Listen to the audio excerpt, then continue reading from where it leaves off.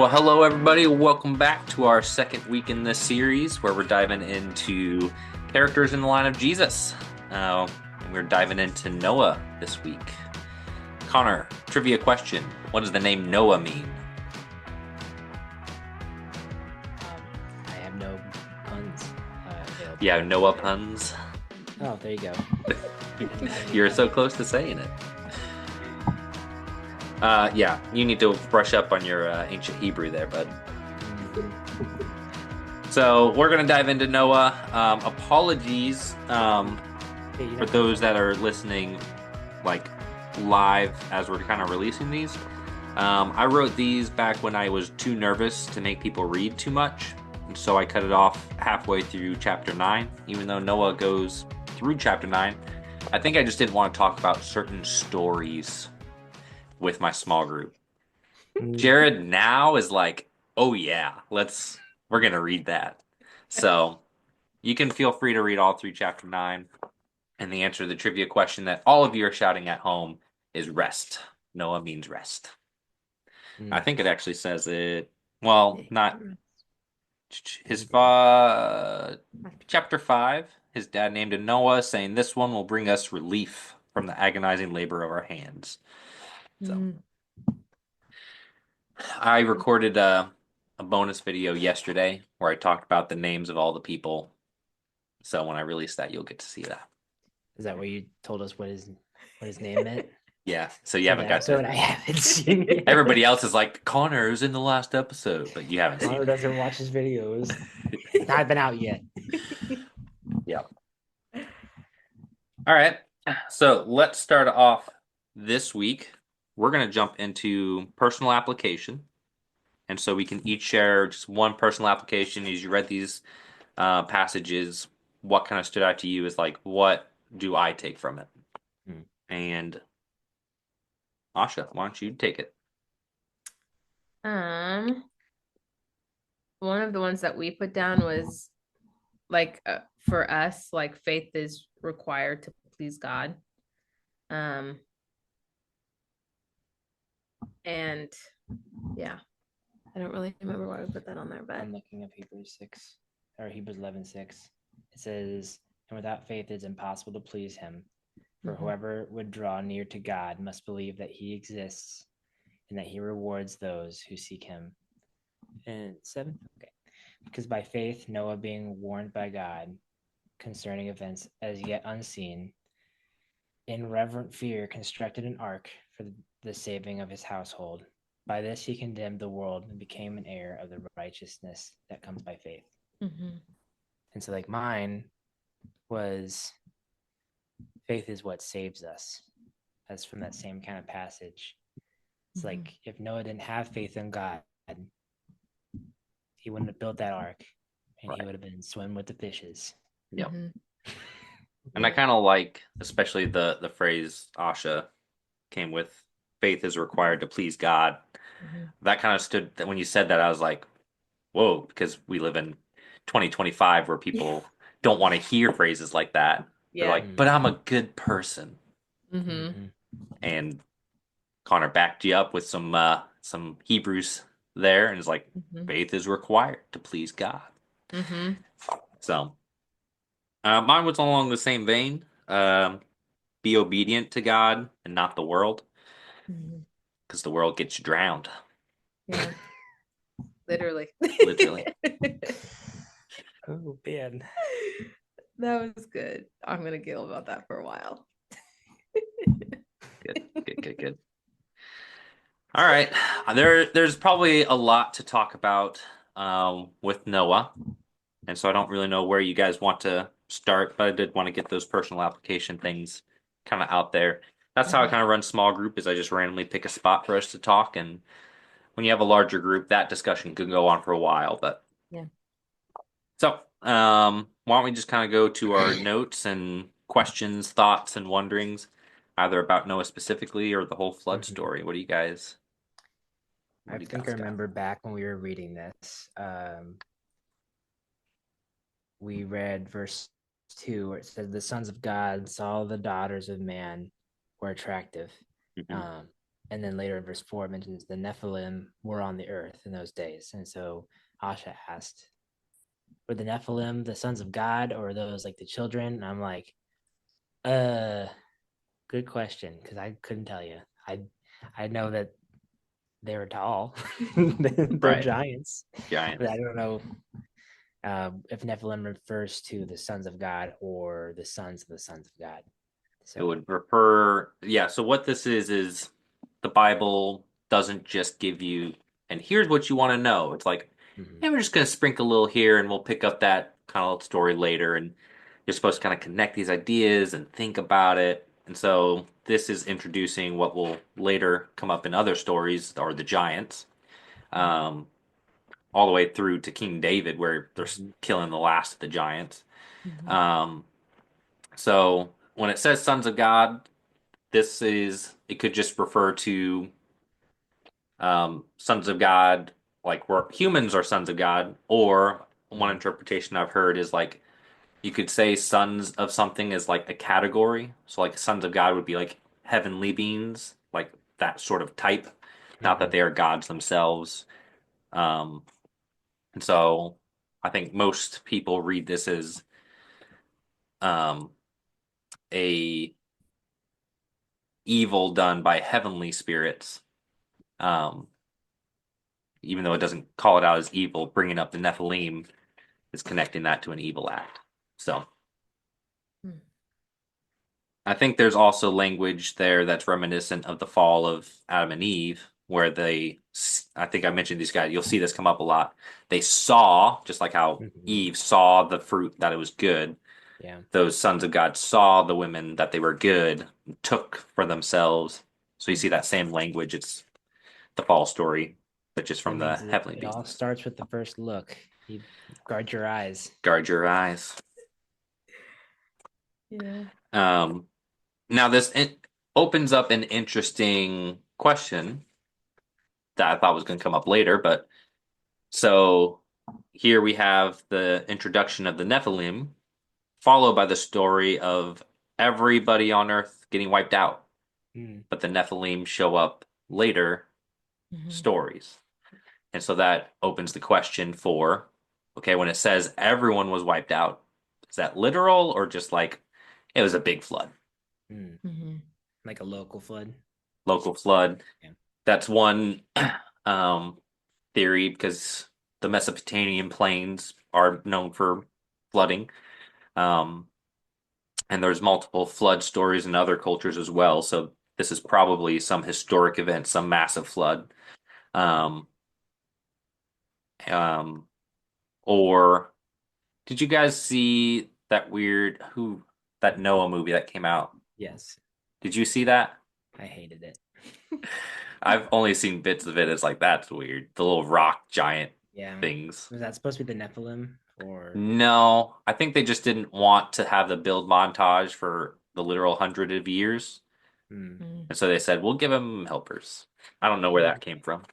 But they did include in that movie a way for other people to survive through the flood.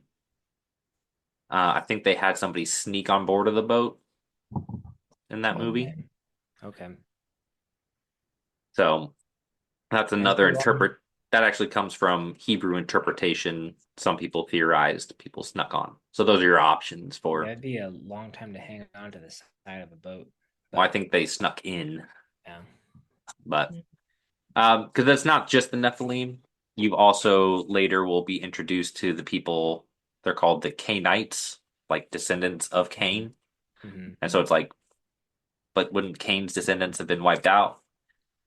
So, however you want to interpret that, there are some people listed before this story who were there after. Mhm. And if like an argument, I guess, for a worldwide flood, like couldn't the sons of God have came down again later, like different Like sons of God? afterwards. Yeah, like Yeah. I don't know. And this is where I think it's healthy for a Christian to, all right, let me look at the options that are available. Make sure, hey, if it's not really a worldwide flood, does that ruin who God is? No. Yeah. And I still believe that God could do a worldwide flood. I'm not cutting that out. And I just weigh my options and kind of pick what I think. And if you think different, that's fine. This isn't our core theology. Um, and then you just remain open to more evidence as you learn more about it. Mhm. So, as opposed to somebody who starts reading about sons of God and worldwide floods and then freak out. Yeah. That doesn't seem healthy.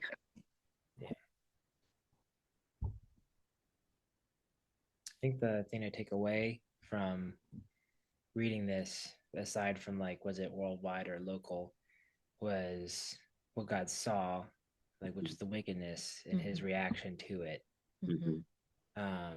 And does it say how long? I think it was a while. They had all the chance to like clean themselves up before God got to a point where he's Yep. like, all right, restart, There's a couple different timelines that you could look at for that because I was looking at the years too.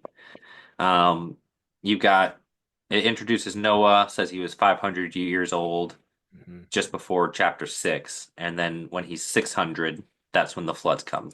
So at least 100 years if you're going by that count. And then some people will point to their days will be 120 years as not a restriction on lifespan because you have a bunch of people after this who live longer than 120 years. Yeah. But as 120 years from now, a flood will come. Oh. So some people would put that quote as happening 120 years before the flood happens. Okay. And so that's another interpretation that when that was pointed out to me, I went, oh, yeah, that kind of makes sense. Mhm. It's a little out of order because Noah's already 500 and then it says that. So, I don't know how all that fits together, but that's something I've heard and I said, that sort of makes sense. Even though the lifespan of humans is also roughly 120 years Mhm. max, with a few people that just so lucky.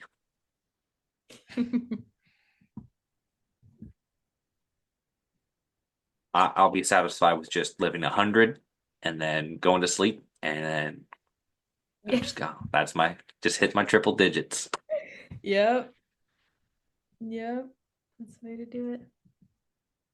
Connor says he has to go before me, though. Oh, selfish. I know. Yes. My wife and I just say same time. Yeah. There's so many rabbit trails I can run off. I'm going to be good. This podcast is about Noah, not about dying with your spouse. Right. Okay. Let's see. One other thing I'll point out, maybe I'll ask and see. So let's talk about the ark a little bit Mhm. because the ark has some connections elsewhere in the Bible. Let me see what you guys got, and I'll kind of chime in as well. I'd say one thing that, like, when it's come to the story of Noah and even just building the ark, how like God was very specific on like this is how you need to build it. Whether it's, what does it say, 300 cubits length and 50 cubits it's breadth. Mine just 50 translated it into feet if you want that. So 400 feet long, 70 feet wide, and 45 feet high. Yeah. But I always thought how like that was like pretty cool. And two, I've been to the like Ark, the Noah's Ark thing, and that's really cool because they show like different ways you could have built the ark and how they literally would not have survived, whereas like God's design was literally like perfect, and that's why the ark survived. And so I always thought that was really cool. Yeah, I was just reading in my Bible notes. So there's I think it's called the Gilgamesh, which is another ancient story that has a flood story in it. And in their flood story, the boat that was built as a square. And they said that wouldn't have stayed up like the barge shape that Noah built. So our story's better. Get out of here, Gilgamesh. Mm-hmm. Yep. And I think in the Gilgamesh, the reason in their version, of course, they have multiple gods. They sent the flood because humans were just being too loud and they were ruining their sleep. That's So See, and people will say that God was too mean in the Old Testament. Meanwhile, hey, you're too loud. you're right. And I'll wait 100 to 120 years. Like, yeah, isn't that weird that we grew up and you got like, you get told like Old Testament's mean God, but then like the more you learn, like it's literally one of Noah's, or not Noah's, in the book of Jonah, he complains that God is too patient. And you read that, and you're like, that's not what I was taught growing up. Yeah. Um, he's very patient. Mm-hmm. If you think about how long Israel and Judah went in their sins, Mm-hmm. and he waited and waited. Just read the book of Judges. You're just like, oh my gosh. Yeah. Judges. It's actually so when we read our Bible and it says, and you read the phrase, God is slow to anger. Mm-hmm. What's actually being translated there is a Hebrew idiom. And what, if you translate it like word to word, it says God is long of nostril. Because like in their idea is like anger would be like steam coming out your nose. So if he has a long nostril, he's patient and then lets the steam out or something. So that's the phrase that's used when you read he's slow to anger. It says he was long of nose. Just for those of you that love Bible translation. Fascinating. I think one thing that kind of piggyback off of Asha saying God is specific. Mm-hmm. What stood out to me is it wasn't just two of every kind of animal. Mm-hmm. He also had seven Mm-hmm. clean pairs of clean animals. I don't know if that was for sacrificing while on the ark or for when you got off the ark, you had more clean animals to use, right, to repopulate. So, well, we did know that he sacrificed right when he got off. So if he only had two of that, that would have ended that animal right then and there. Mm-hmm. Well, but deer. Yeah. Should have sacrificed mosquitoes. Yeah. That wouldn't be very holy. That would have been very holy, though. No. So I guess you pick 7 as like a holy number, completeness. Mm-hmm. Actually, this is riddled with like those numbers that pop up. Yeah. If you look at like the different timeline of when the rain stopped and all that stuff, it's like, and then the 7th month, on the 7th day, on the 10th month, on the first day, like all these days that are like wink, wink, nod, nod. We got special numbers. So, I like to point out the ark. This isn't the first time that something is built like this and described as being wrapped with tar or pitch. And that's when Moses gets put in a little basket. And I think that's actually in the Hebrew, it's the same word. And she puts tar on it. So, like, the Moses story is harkening back to this. And where is he placed? Into the waters. And so it's like a very cool reference when you're reading Moses to go, wait, that's the little baby ark. Mm-hmm. That's cute. And then I wrote this for my foreshadowing of Christ. The ark is like a type of Jesus because it saves them from the judgment, which would be the flood waters, just like Jesus saves us from the judgment. So, is there any correlation to the ark and the Ark of the Covenant having? They're not spelled the same, right? I believe those are, well, I think they're spelled the same in English, but I think they're separate words in Hebrew. Okay. Yeah. Okay. Nothing there. Cool. But that is where most people go, oh, Ark. But they're, yeah.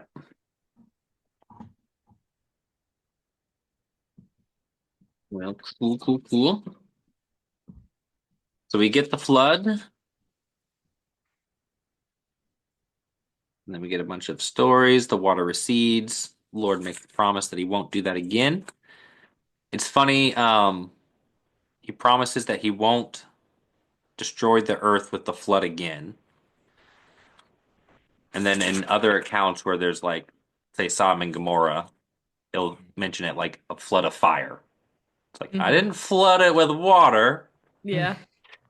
But so you'll see kind of, you don't have flood stories again, but sometimes he's like, fire. Yeah.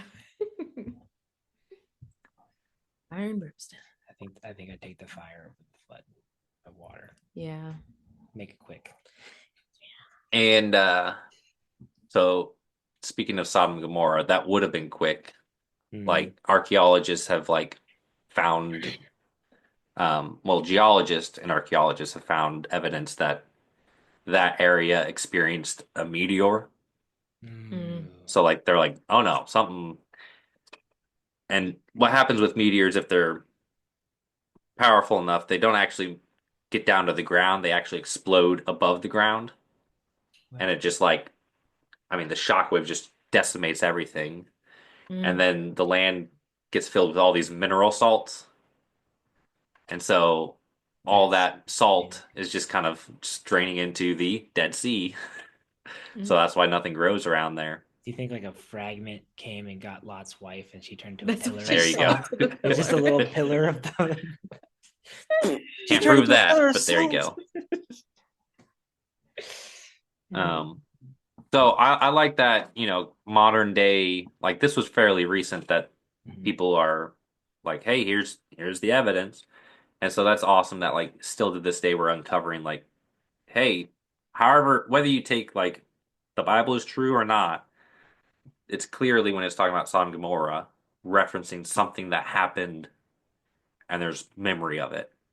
Same thing with the flood. There's probably some memory of some catastrophic flood. Even if you don't think the Bible's real, is at least pointing to that. But we do think the Bible's real. Why don't we jump into strengths and weaknesses? Because I think when we talk about weaknesses, we'll get to the Forbidden Chapter 9 story.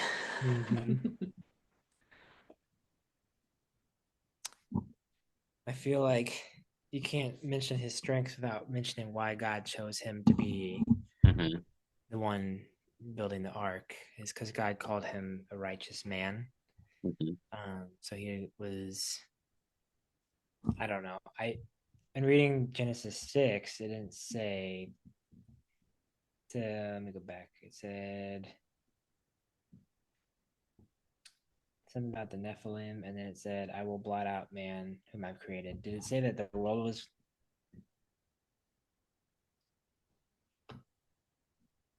I guess verse 8? 5, I guess.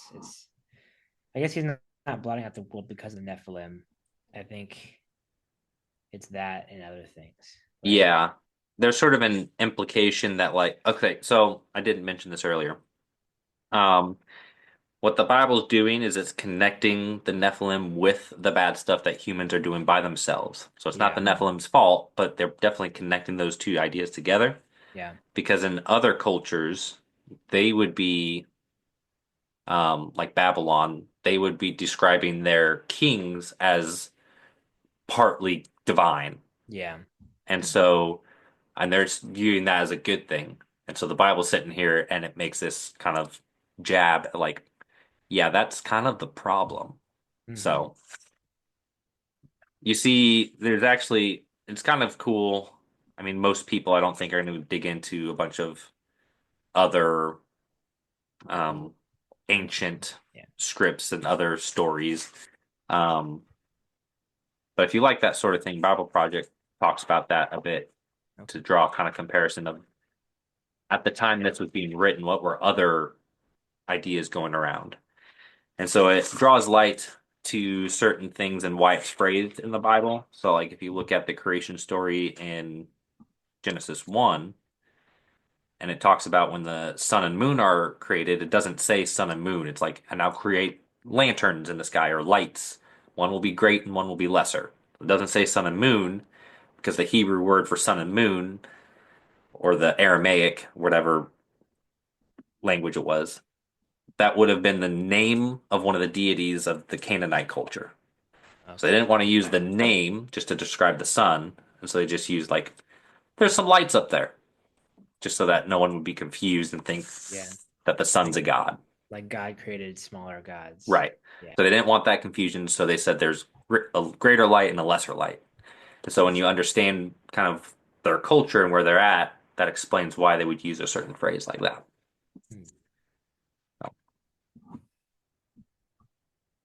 I heard one interpretation about this, Noah being a righteous man.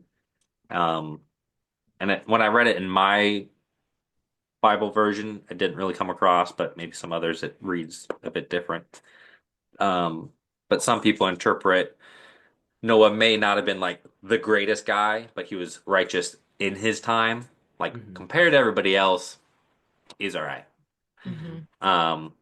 That's not how it came across when I read it for this, but I have heard that interpretation. He seems to listen and obey, so I lean more I towards feel like maybe you have something with he was right for his time, because verse 9 or chapter 9 comes out of nowhere. If you think he's this amazing guy, and then chapter 9 hits. I mean, he did watch most of what he thought the world, like from his perspective, the world got flooded. Kind of would be traumatic. But like, I don't know. It also just kind of like, oh, okay, chapter 9 happened. Weird. Yep. So maybe he was just a pretty good guy. That God's like, all right, Maybe we'll see. Well, that kind of goes to, if you remember when we were talking about Adam and Eve, and there was that prophecy of like, all right, we're waiting for this one person who's going to crush the head of the snake. So you're reading about Noah and you're like, all right, he saved the animals. That's like Garden of Eden type imagery. The dove comes back with the olive branch, like, oh, like Noah's the guy. Like he did it. And then chapter 9 happens, you go, no, he's not the guy. So that kind of continues that plot line of we're still waiting for the one who can successfully defeat evil. Well, it's not him. Yeah, my 3 words to describe his strengths were obedient, righteous, and blameless. And fruitful. And fruitful. Do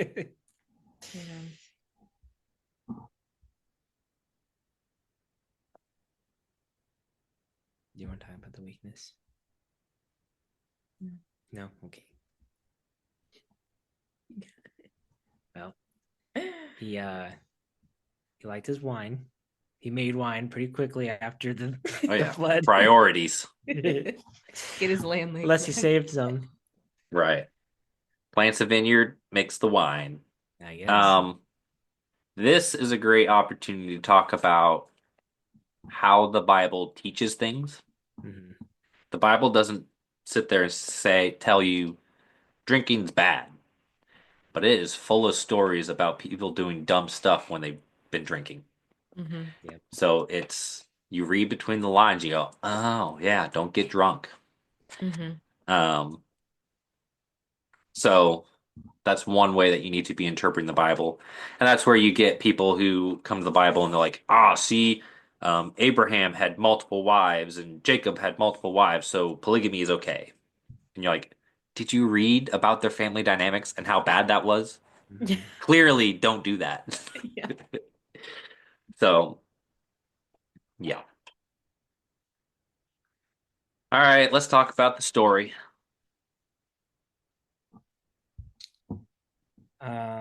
One thing that I didn't also realize until reading this is his son, or I guess it would be his grandson, Canaan. Is that like the father of the Canaanites? Like that's the where it all comes from. Yep. And Noah kind of, Notice that when he curses, yeah, he doesn't curse Shem. Who's the one that did the covering Ham? Ham. He doesn't curse Ham, he curses Canaan. Interesting. So here is an interpretation that I've heard. Yeah. And it's because what we have here is something very vague. There's no scholar that can like when it talks about how Ham went into the tent, like there's very vague phrasing going on here. Yeah. Like and he saw his nakedness, and people are like, what does that mean? Like it's clear that it's bad, but like did he just literally see him naked, or is this an idiom?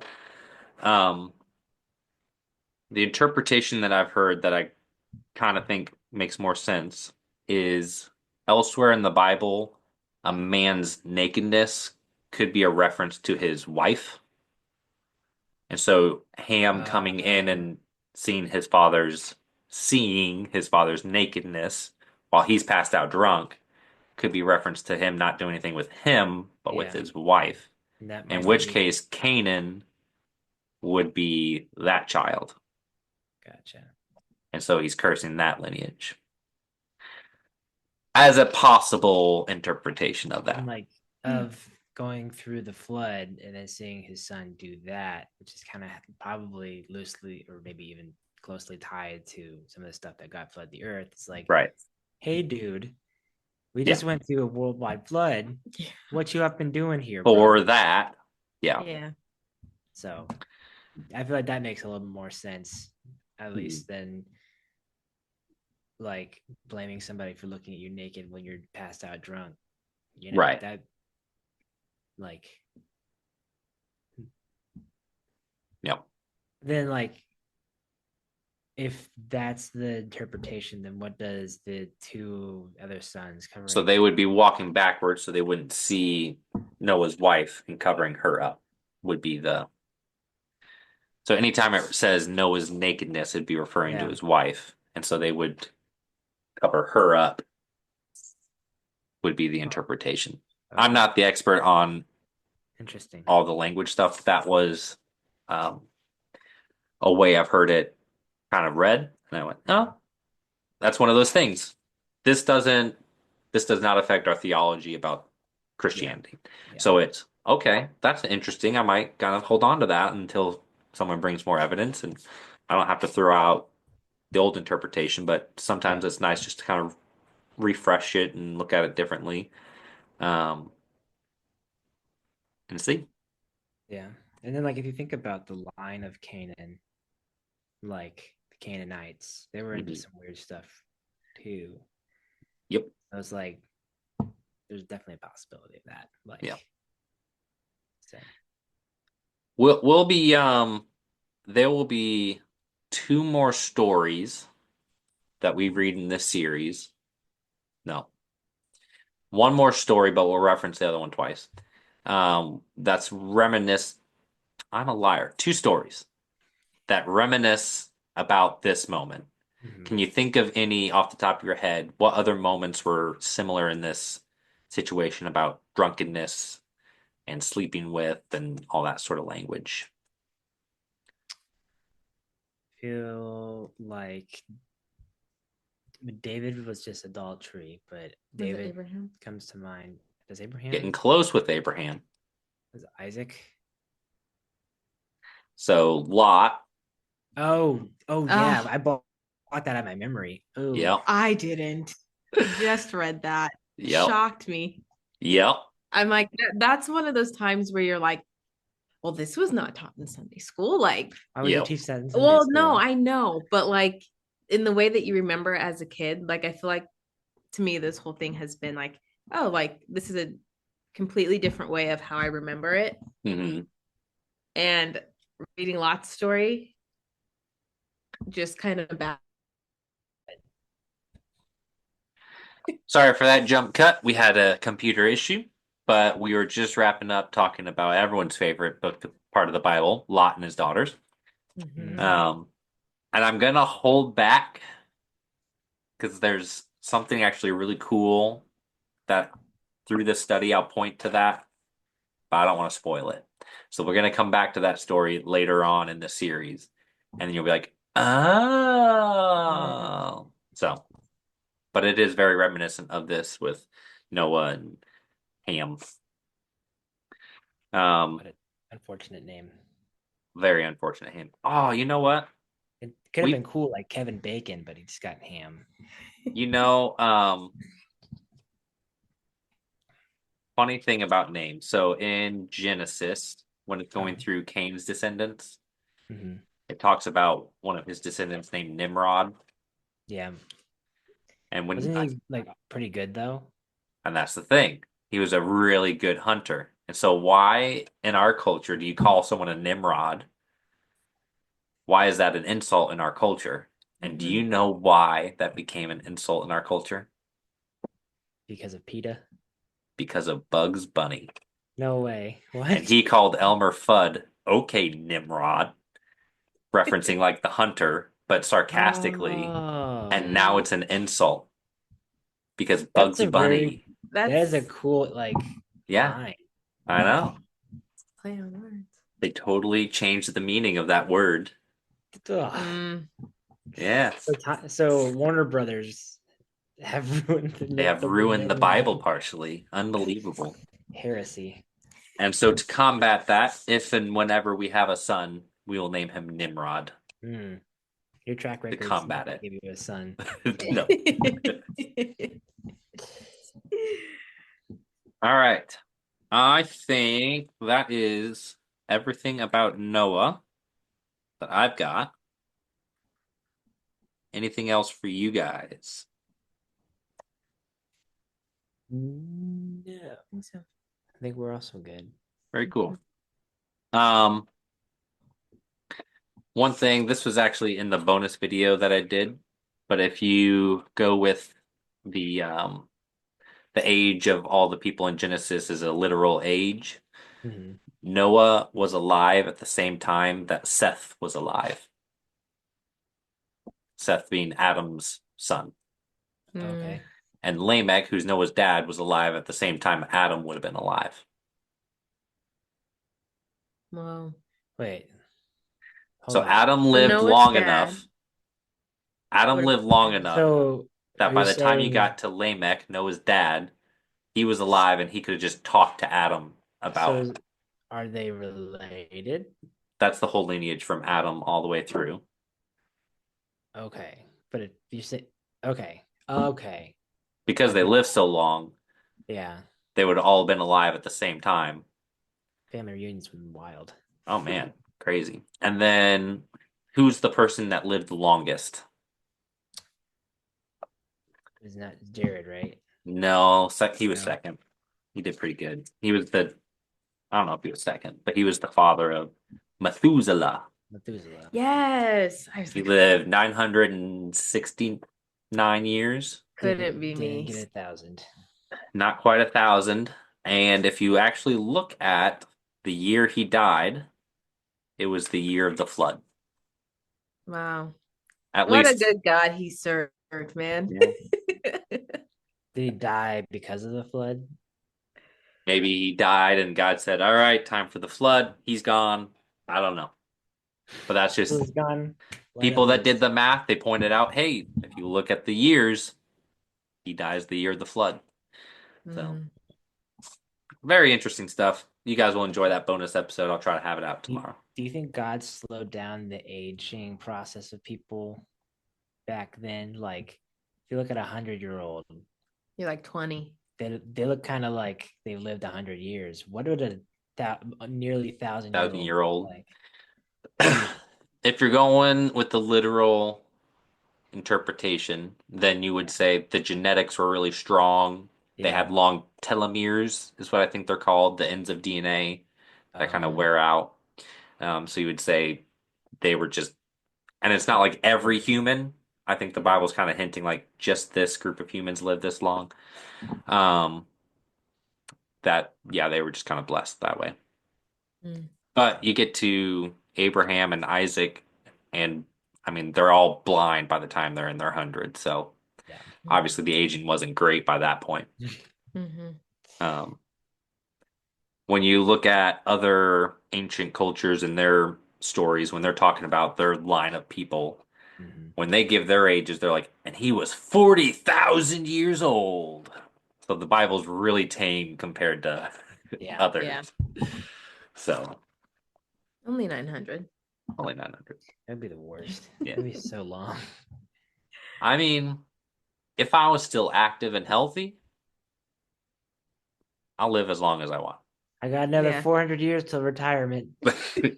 Oh no, I'm still retiring at 60. And then taking it easy. Yeah. Well, cool. All right. That means next up, I got a bonus video to do so that way we get from Shem to Abraham.